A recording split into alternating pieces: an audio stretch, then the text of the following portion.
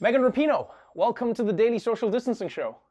I'm a big fan. I'm very excited to be here. This is exciting. I am a bigger fan now that I see what you're wearing because as a fan of hoodies, I am partial to the hoodie game. That's a pretty dope hoodie. I like that. Yeah, it's a good one. Chinatown Market. It's, nice and colorful. It's comfy. I'm probably sweating underneath, but you can't tell. So it's fine. That's what makes hoodies the best. No one knows what's happening underneath. What matters is what you look like. That's all that matters. Welcome to the show. And before we get into it, congratulations on your recent engagement. Thank you. Thank you very much. We're both very excited. You're engaged to somebody now who has a list of achievements that could only be matched by yours. So on your side, you have won 2 World Cups, an Olympic gold medal, 1 Ballon d'Or. Sue on her side has won 4 WNBA titles, 4 Olympic gold medals, and 4 FIBA World Cups. Question is, in the IKEA bookshelf, who gets to put the trophies where? Is there is there priority? Even my mom, when we first got together, she's like, I Googled Sue and you're really not that impressive anymore. And I'm like, I know, this is crazy. It's probably be percentage. So I'll have, my little sliver of 20%, and then Sue's gonna take up the rest of the shelf. I like that. There's no lie that there has been pay disparity between people of different genders and different races. In sports, it's really interesting because people always go like, oh, well, I mean, it's about income and it's about revenue. People don't go to the games as much, the women's games. That's why they don't get paid as much. It's not us. It's the fans who are not going. How do you handle that dispute, and how do you try and educate onlookers who are just going like, well, Megan, I don't know who's right and who's wrong in this thing. I mean, I understand what these owners are saying, but I understand what you are saying. How do you handle that side of the argument to win people over?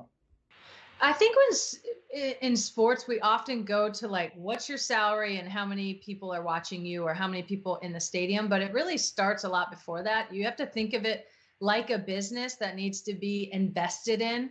And, if the NBA is getting $1 billion of investment, the WNBA is getting, even $100 million of investment, one business is going to be more successful. If you spend more on your marketing person and your branding person and your ticket and your CEO, and you have all these people, the business is going to run better. So by the time we get to the game, we've been so under invested in or at such a disadvantage the whole time.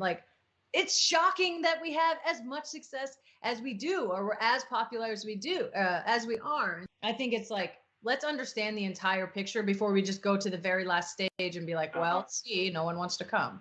I also love that your fight has inspired other women. And you talk about this in your book, and you share this story. Your aunt told you that she fought for her pay when she saw you fighting for yours. What was that like? And what did she do in her world that changed everything? To know that she found herself in our fight.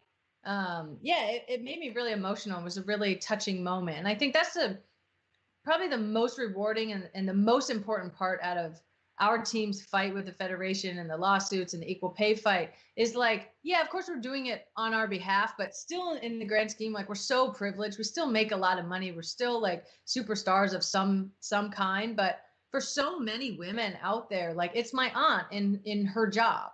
It's, a domestic worker, or it's a restaurant worker. It's so difficult to do these things. Even in our position, it's difficult. So to know that we've inspired or at least made people think, down to every single level is that's the biggest win I think that we could have. The title of your newly released memoir is One Life, which I think is very misleading because I feel like you've lived many lives. You share so many inspiring, heartfelt, and painful experiences from your journey. I mean, just some of the stories that stick out for me is, the moment when you realize that your dad is a Trump supporter, and yourself and your twin sister, who are both gay, say, hey, this breaks our hearts, and you have to deal with that with somebody that you love. Do you have any tips or tricks on how to mend the wounds between family members who've been ripped apart because of politics? Mm-hmm. I just try to keep talking. I still obviously have this relationship. I love him, and while it's painful, of course, and it was painful to know that he would have voted for someone like that and supported him for a lot of years. I don't think he voted for him this year, which I'm thankful for. But it's we can't just not talk to each other. I mean, it's obviously a tough time for everyone right now, knowing it's that what 71 million people or something voted for someone who's just spewed hatred and chaos and disaster, and we have, approaching 250,000 people dead from COVID and all of these things. To know that someone supports that, but like that clearly there's much more to it that I think we need to dig into and have more conversation with, just as family, as friends, as a nation, as everybody. I thank you for sharing. Your book truly, truly, truly is something that I think everybody should read. They're going to love you even more. You're going to have even more fans, and you're probably going to have to build like an extra trophy cabinet because of all the awards the book is probably going to win as well. So tell Sue to make some space for those extra trophies, and congrats on the hoodie. Thank you so much for joining me, Megan. I appreciate you. Thank you.